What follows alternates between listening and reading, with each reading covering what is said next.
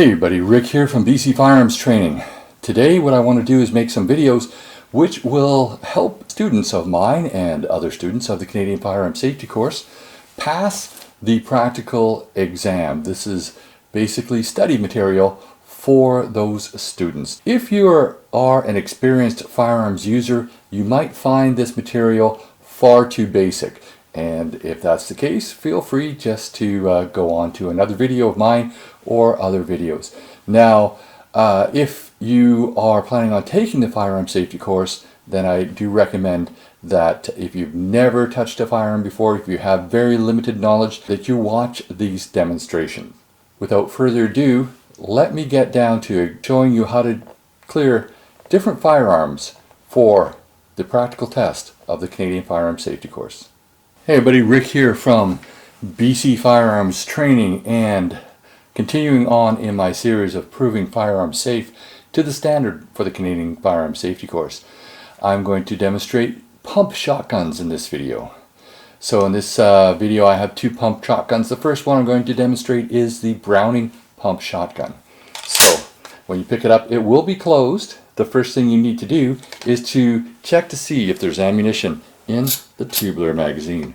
I can see the follower. I know that there is no ammunition in here. The next thing I need to do is I need to open the action.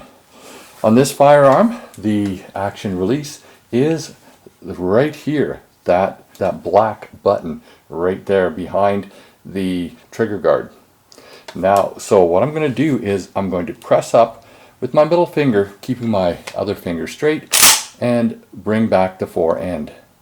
Now, this is a Browning, so it does not have an ejection port separate from the loading port. So I'm going to roll it over upside down again, and now I can do two checks at once. I'm going to observe that the chamber of the firearm is empty, and I can see also that there's no shotgun shells in the feeding path that will load into the chamber if the shotgun were to close. Final thing I'm going to do, keeping it upside down, is I'm going to take my cleaning rod with a mop on the end of it, and I'm going to feed it through down the barrel. And I'm going to watch it come through the open action. At this point, I know that the barrel is clear of obstructions.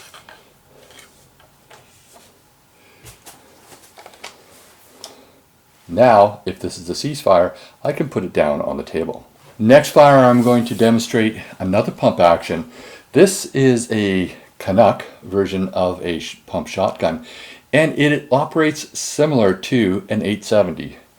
So when I pick this up, I'm going to assume that it is loaded. I'm going to point it in the safest available direction, and I'm going to turn it over upside down and push down on the loading gate right here. I can see the bright orange follower, so I know that there's no ammunition in this tubular magazine. Next thing I'm going to do is I'm going to press the action release, and this one is in front of the trigger guard on the opposite side, and I'm going to bring back the fore end. Now the loading gate is on the side, the ejection port is on the side. I'm just going to make it very obvious that I'm checking the chamber by bringing it up to my eye level and looking in the open action. Then I'm going to make it very obvious that I'm examining or verifying the feeding path is empty by bringing it down in front of me and looking down into the open action. Finally, I'm going to reach forward for balance, and with my cleaning rod and the 12 gauge mop on it, I'm going to feed it down the open action and watch it come through. Feed it down the barrel, and watch it come through the open action. Now I know this firearm is empty and clear and safe. The next thing the instructor may ask you to do is to load and chamber one round of the correct ammunition. The first thing I need to do is close the action and then read on the side of the barrel what ammunition goes into this firearm.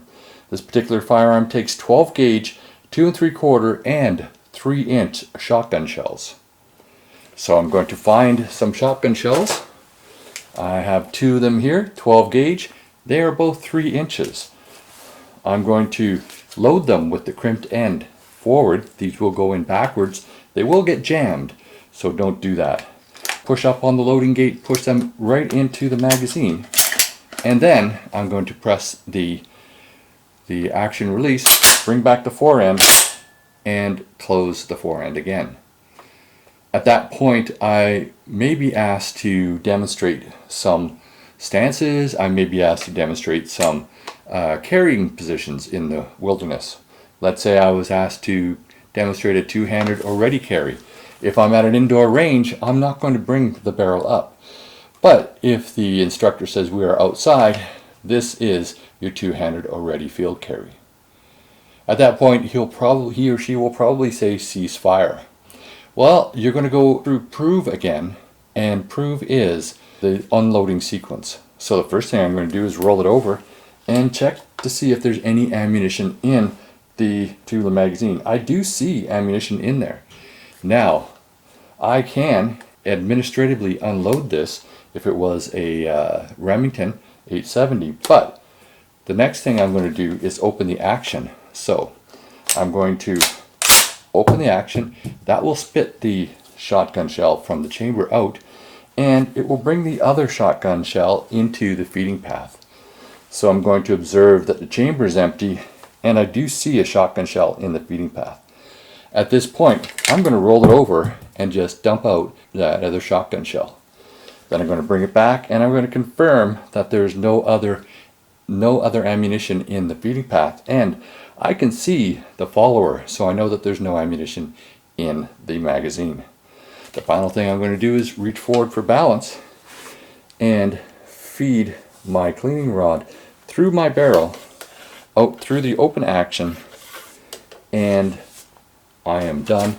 I can set this firearm down on the table with the action up and open, and I've completely cleared this firearm. Thanks for watching. The next video will be demonstrating how to clear a bolt action firearm.